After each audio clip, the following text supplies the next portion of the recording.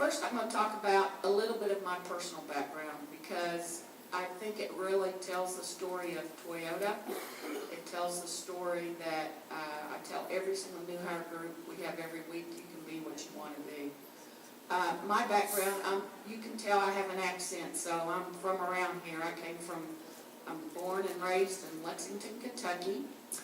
And our family spent a lot of time, probably like much of your families, in 4-H. My parents always said, we'll do whatever we got to do. We're on the weekends. We're in the weekends together. And I showed horses in my teenage years. Spent many a summer in that Vanderburg fair area. And, I mean, every summer. So very familiar with the area. Glad that I'm here. I was the middle child. My older brother is 8 years older. But look at those cute little outfits. That was way back in the 60s. So Blow is my twin, not my twin, but siblings. My brother and sister, and we're all in the matching outfits. And that's the only picture we have of the family all together. But once again, we spent a lot of time in 4-H. When I completed high school, Ivy Tech wasn't for me, Indiana University wasn't for me, Purdue, which it seems like everybody at Toyota's Purdue, Rose-Hulman or something like that. Nope, I was going to make a living showing horses, so I didn't need an education to do that. And so I was a non-traditional student. And I'm really kind of embarrassed to say, but, you know, Stanford PhD and then me, it's quite a big difference. But anyway, we'll talk a little bit more about that. What are my passions? Dan hit it on the mark. There's no question my family. We've got 2 sons and 2 grandkids. And that little bundle of fur you see up there is now a 70-pound black Labrador puppy. And anybody that knows me, and I don't have my phone up here, I'm a big Wildcat basketball fan. So I know here we've got some Wildcats, we've got IU. This year it's going to be UE for me. Walter McCarty comes from UK, so I look to have a lot of fun here in Evansville this year. So a little bit about my professional background. For those of you all, well, we'll start out. I started a job. Now, to me, a job is different than a career. I started a job at Snyder Electric, which back then it was called Square D Manufacturing, Lexington, Kentucky. It's still there. They build all the big breakers and boxes. If you go to your house, you look in the garage, you probably got a breaker box from Square D. But I started there, and I was an engineering administrative clerk, basically. I took care of routings back in the old days. It was a traditional manufacturing company. And usually I talk about this when I'm talking about women, but I think it's important for everybody. We talk about sponsors and we talk about mentors. And I clearly had a sponsor at that time. I didn't realize I had it. But he had an opening on 3rd shift as a computer room. Back then, all you did was print paper and reports, and you put them in boxes. But I worked 3rd shift, and he asked me to come up from this administrative role to the computer room. Then after 6 months, I realized, 3rd shift ain't going to be for me. And at that point, I went to school it was called Lexington Community College back then. Worked full-time at Square D, and it took me 4 years to get that 2-year associate degree. I think back then we call it computer technology. I think it was like data processing, something back then. That's how long ago it was. But I was so proud of that 2-year degree. I mean, I was walking big time. So at that point, Toyota had just come to town. It was new, probably like for those of you that were here in Evansville when we started up in Princeton. We didn't really know this Japanese company coming into town, was that a good thing or a bad thing? Were they going to stay here? So I did not go with the first original group. I went in with the second wave. So I started there in 1991, and I started in the IT, very technical aspect. And as you can see, I worked many years in the IT area, but my focus has always been on supply chain management. And I think at one time they asked me to rotate in another area of IT for like finance and HR and that type, and I kind of threw a fit. I can say that now, but I said, no, I want to work on the core business. You know, I'm here, I want to work on the core business. So for the supply chain, it was everything from consumer order all the way down to the manifest on the floor that the team members did the picking on what parts to put on, and everything in between that supply chain. So logistics, you've all heard about Kanban cards. That was my specialty back then, and I loved it. And at one point in my career, we were starting to try to be self-reliant here in North America. At this point, we had started up the Georgetown facility. We started up the Indiana plant, the West Virginia plant. But right when we started the Huntsville, Alabama engine plant, we said, well, Toyota's not going to keep sending over coaches or whatever to teach us TPS or the Toyota way. We've got to start being self-reliant on our own. And the best way to do that is to rotate, because you've got to rotate through the organization so you can understand the entire organization. So I was asked to rotate to HR. Went kicking and screaming. Is there people in here from HR? Good. Okay, but I said, and Dan kind of said it a little bit, he's more politically correct than I am. There was no way I wanted to go into something that was so slow, never made decisions, couldn't get anything on time, because I was from that floor side of, you know, you had the standardized work, you had the schedule, I mean, it was very clear cut. But I went, and that's really the turning point in my career. Because 6 months later, they needed a general manager of administration at our Huntsville, Alabama plant that builds engines for our three products here in Princeton. And there's no way I would have been considered for that position, and there's no way I'd be here today if I had not taken that position in Huntsville, Alabama. No doubt in my mind. But it was, my husband had a career, the same old story everybody hears, right? Kids were in high school. I went down there and I was kind of a bachelorette, and I tried to get home as many weekends as possible. But that was a huge learning ability for me. Different products, going to an engine plant, and then learning how the business operated. I came back in 2006. I was in IT for a couple years.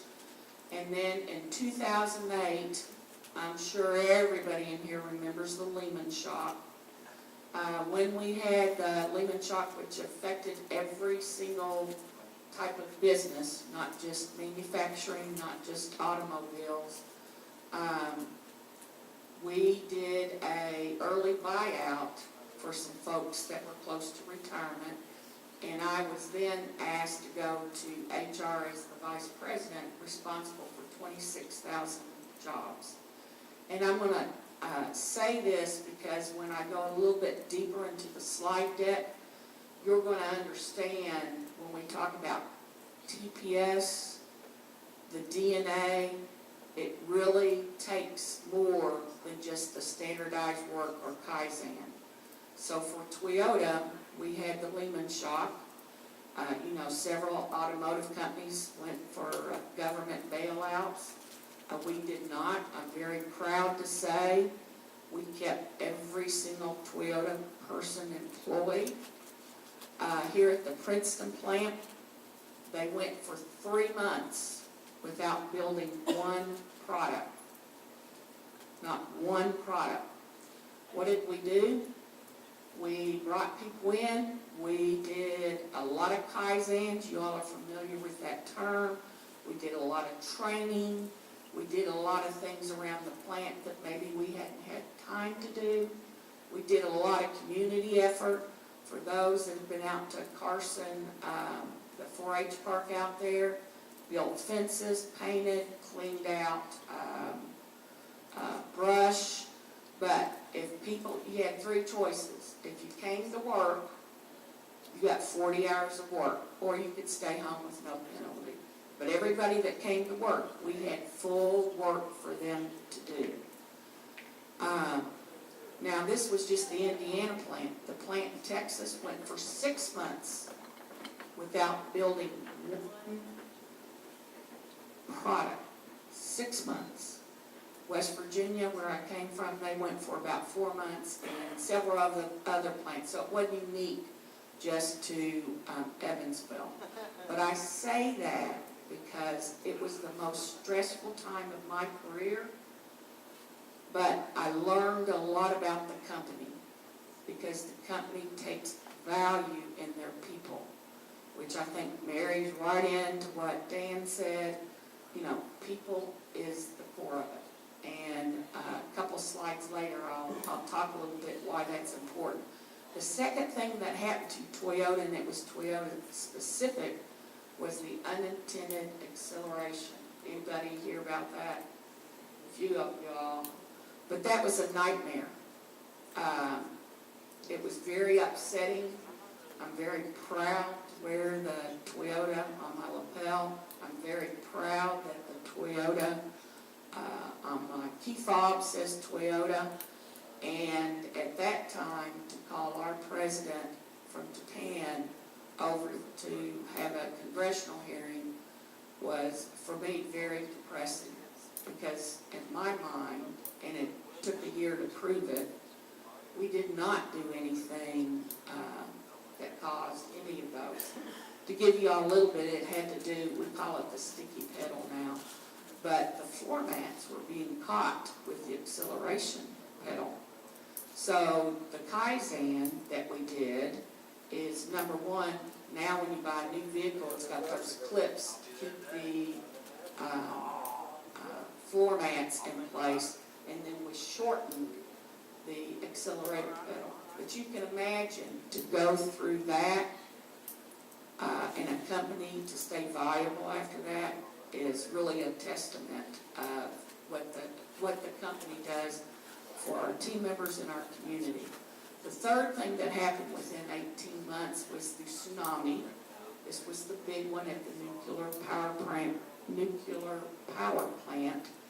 That affected a lot of the OEMs, the big automobile manufacturing companies. Excuse me. Because in that area in Japan, a lot of the small components, electronics are made. So that affected Toyota, but it affected everybody. But to have those 3 things in an 18-month period, I don't really know of any company that could have survived that. But, you know, as I go through the slides, you'll see what that means is it's a balance between the company and the team member. And that's what I want to share with you. So, went back to TEMA. I was through there for the entire, until we recovered. 2013, I moved to, anybody know where Buffalo, West Virginia is? City of 800. Yeah, City of 800. So I went to Buffalo, West Virginia. Anybody from West Virginia? Kind of careful before I say this. 45 minutes to go to a grocery store. I mean, but it was an engine facility and transmissions. They build them all for our facility here in Princeton, and it was a great opportunity for me. And then in 2017, I was asked to come here. Many of y'all probably know Norm Buffuno. Following him is very difficult, about like following Dan. He'd been at the plant for the entire 20 years. He knew every single team member. He knew where every piece of steel was placed, every piece of grass. So I'm still trying to get adjusted to my, I'm in my honeymoon period, but my still new period of coming to Indiana. So this is going to start, we're going to talk a little bit about TPS, and a little bit is really for your floor guys. There's a lot of shop floor examples, but it ties in, and this was unknown, ties in very nicely with Dan's presentation. So when I started at Toyota in 1991, green, didn't know what I didn't know for sure, but I heard there was a tour going on in the plant and that there was Ford executives on the tour. And I asked my Japanese colleague, that's crazy. Why do we have Ford in here and they can get all of our secrets? I mean, it was a tram ride, but they were pulling them through all the shops. And I'm like, why are we doing this? This, seems like counterintuitive. They're going to take what we do good and go back and, implement it at Ford. And what the colleague told me, and this is what I want really for you to leave here today, is there is no secret sauce or secret recipe. Just like Dan is an expert on TPS, he's an expert on Toyota. There are books out there everywhere. You've got every single company that's talking about lean manufacturing, but there is no secret. You can get a book and it is endorsed by Toyota from Dr. Cho himself. They'll sit down and interview him. But what you're going to see through the rest of these presentations is it's not the steps, it's got to be the culture. So you can read what some of the misconceptions are, but this is really the truth about TPS. It's got to have buy-in at all levels. Now you talk about breakthrough, and generally with breakthrough you want it from the top down. But we all know to be success, we got to have the grassroots, which is from the bottom up. But to really have TPS embedded into your organization, it takes buy-in from the get-go from every single person that works there. You definitely got to have the culture set. Discipline's a strong word. I go back to Dan's slide because we did the tape on the desk at one time. Not only did we do the tape on the desk, we had to label it, stapler, scissors. So your example is true. We went through that. I thought it was crazy, but the point of it was many people had satellite cribs in their desk. I mean, how many pens do you need? Do you really need 20 of them? How many paper clips do you need? I mean, so having that excess inventory, as you all know, is not a good thing. So, but we did go through it and labeled it, and we did have a 5S czar who happened to be the president of TMMK that walked by and audited us, and if you did not pass, your division did not pass, he came back again and would audit you. So, I mean, it's real. I'm telling you, that example is real. Like I said, it is not a secret, but the key thing you've got to get used to, it's a never-ending cycle. And so it's uncomfortable. You're never going to feel uncomfortable. I think the folks that work at Toyota, they thrive on that being on the edge and being uncomfortable, because when you become comfortable, what happens? You get stagnant, you get complacent, and you're not making changes. And I'm not watching the time, so I'm going to need somebody to, I'm not as good as Dan on multitasking. But this is kind of starting up on the TPS kind of life. So the key thing is Notice at the bottom, you have the inverted triangle in the middle, the team members on the top. 100% of my job is to eliminate barriers for every single team member. Barriers for them to be successful and for barriers that they can do the best that they can be. So we truly believe the team member is why I'm there, Jenny's there, Brian's there, Thad's there. That is why we're there, because the team member is the value added. As Dan explained, we're kind of the Muda, spend the money, but, I'm not going to say no value, but the team member on the floor is what's generating the money. But you look to the left, and you've got to have those management systems, and I think you all are familiar with that. On the right is communication. It's got to be two-way communication from the team member and whoever the first line supervisor is. And until you have that bottom part in place, you can read as many books, you can go to all the lean, you can have all the consultants come in and tell you what to do, you are not going to be successful. This base of this triangle is the most important part, because many people want to jump to the top and do your Kaizen first, and they don't understand why they're not seeing the results. So you got to have stabilization at the bottom, have your culture in place, and then you've got to have good standardization.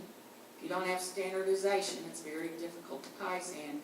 And then you can go into the continuous improvement.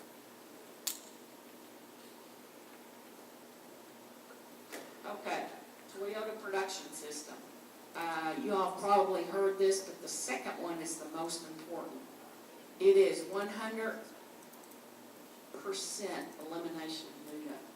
And I'm not going to spend all the time that Dan did, because I was going to give examples on that. But it's really, really true. We're not just talking about the shop floor.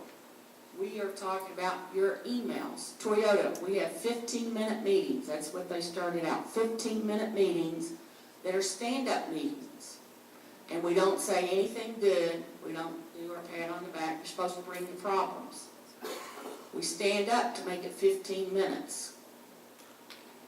I'm embarrassed and sad to say, we have a morning daily Obeya room that is scheduled for 30. We should be done in 15. Then an hour later, I'm still standing there. And so to break that culture, to get back to, as Dan shared with us, what's the purpose of the meeting? Does everybody have to be there? Are you making decisions? Are you just sharing information? But those are things that you got to look at in your daily work. And that's what we look at also for on the shop floor.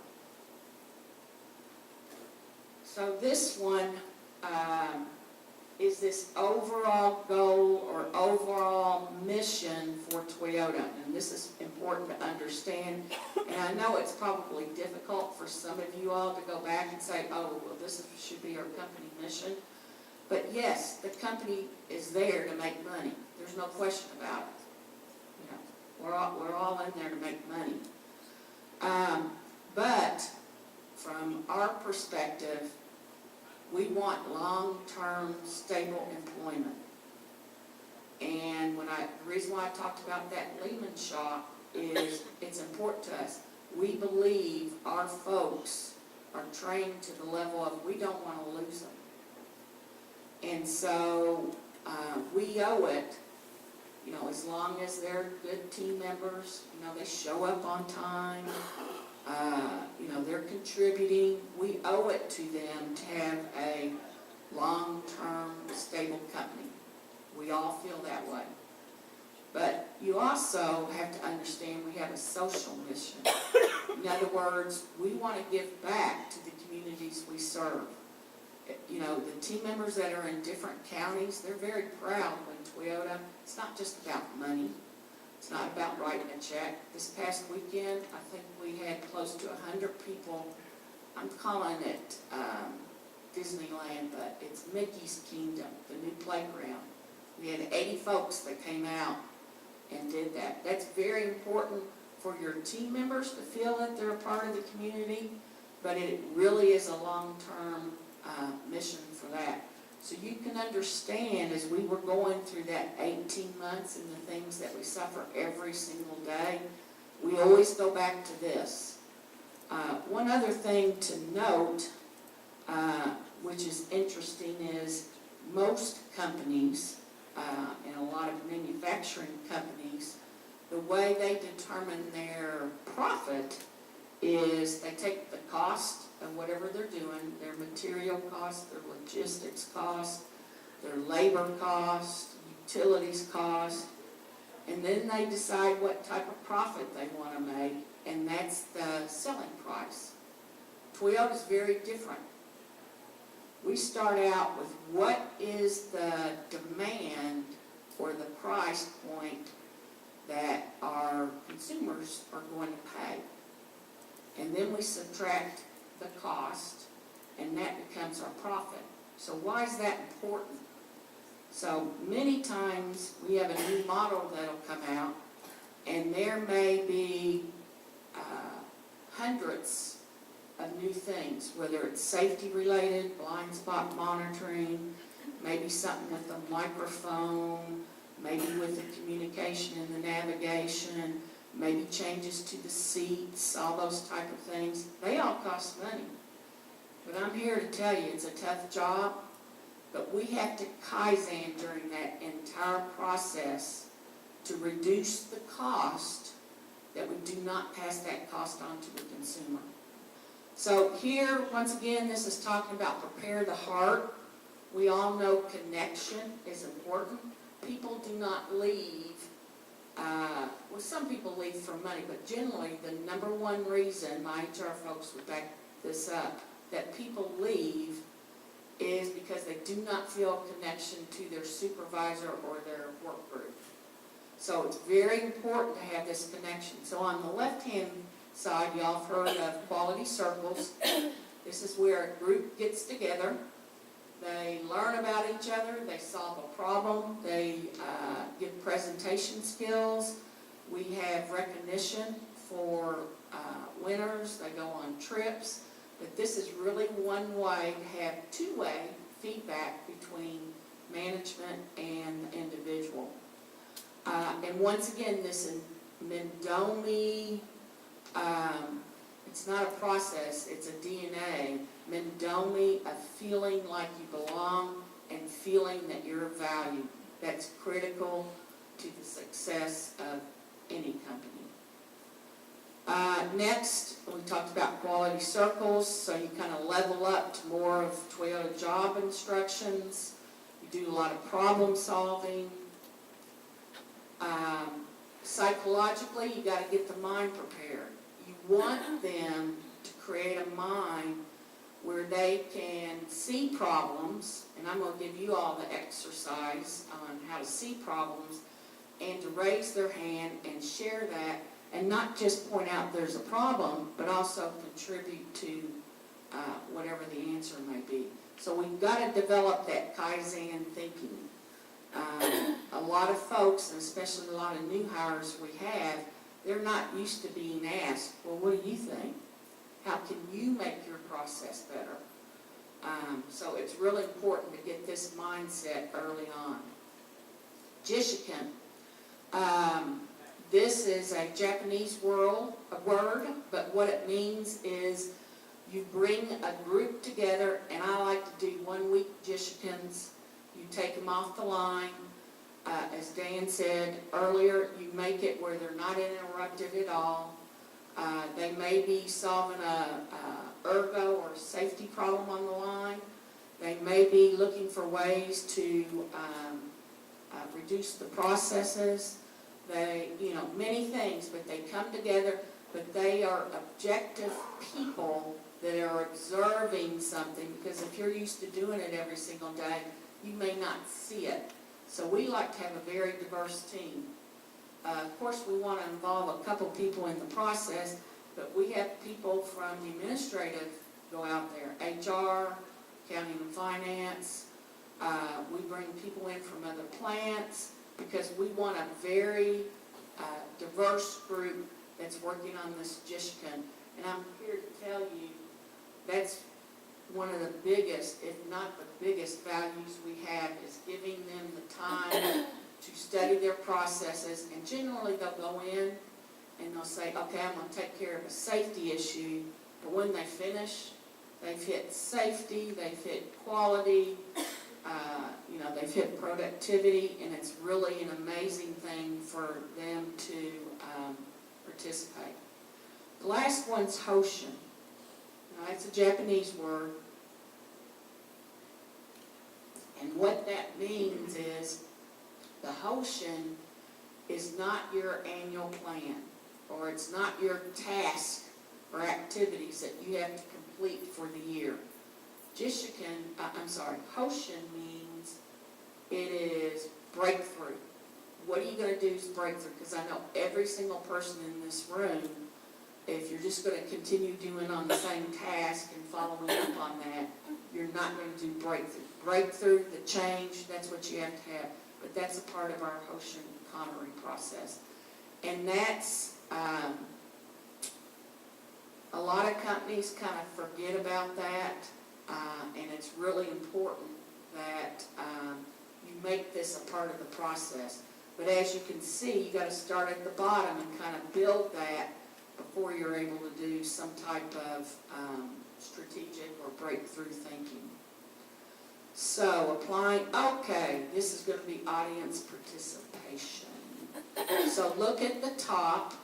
You have 3 processes. The takt time should be 11 seconds. You got 2 at 10 and 1 at 6. So raise your hand if you think A is the best. You Toyota people don't count. Sorry, Brian. Raise your hand if you think A is the correct answer. Everybody's sleeping. Raise your hand if it's B. Okay, raise your hand if it's C.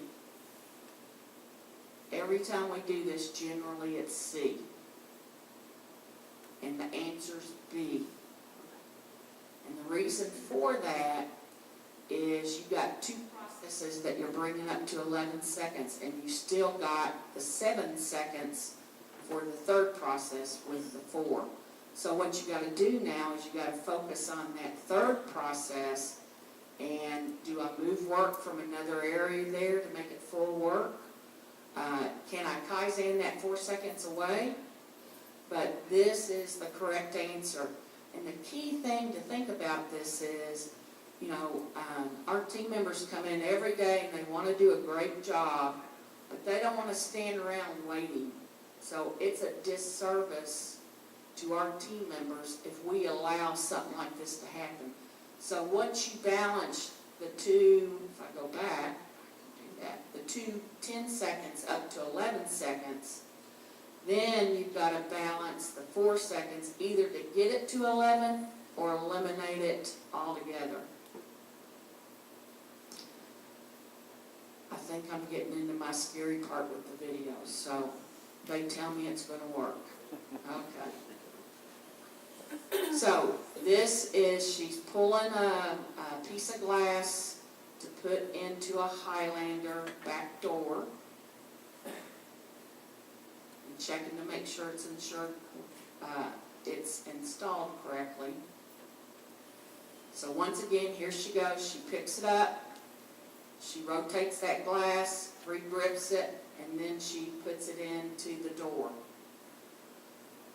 So you can see the 3 things. I didn't ask y'all because I'm not as dynamic as Dan at jumping around and everything. But you can see the rotation and the flipping the glass and regripping the glass is very time consuming. So let's watch it here. Once again, she picks it up. She slides it in. And she checks for her accuracy. The key thing here is the presentation of how it was presented to the team member. And this is a recent example. This isn't a 20-year-old one. This is a recent example. and all we had to do was go back to the process before.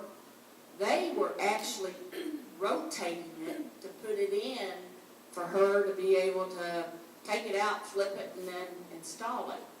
But as we changed the presentation to the team member, this is, she picks it, installs it, improved ergo, and 2-second reduction in cycle time.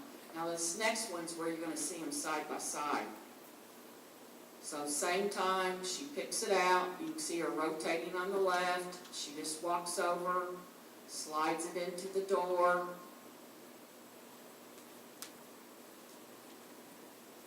and she's complete. And she's on the left-hand side, she's still trying to jimmy it to make sure she gets it in the right installation. This one's on trim. I don't think I have to click any buttons on this one. It goes on its own. She's installing a wire harness, and you can see, looks like she's doing pretty good. She's installing and checking, making sure everything's in place. Once again, there she goes. She's installing it. She's primarily using her right hand and her left hand to kind of guide it.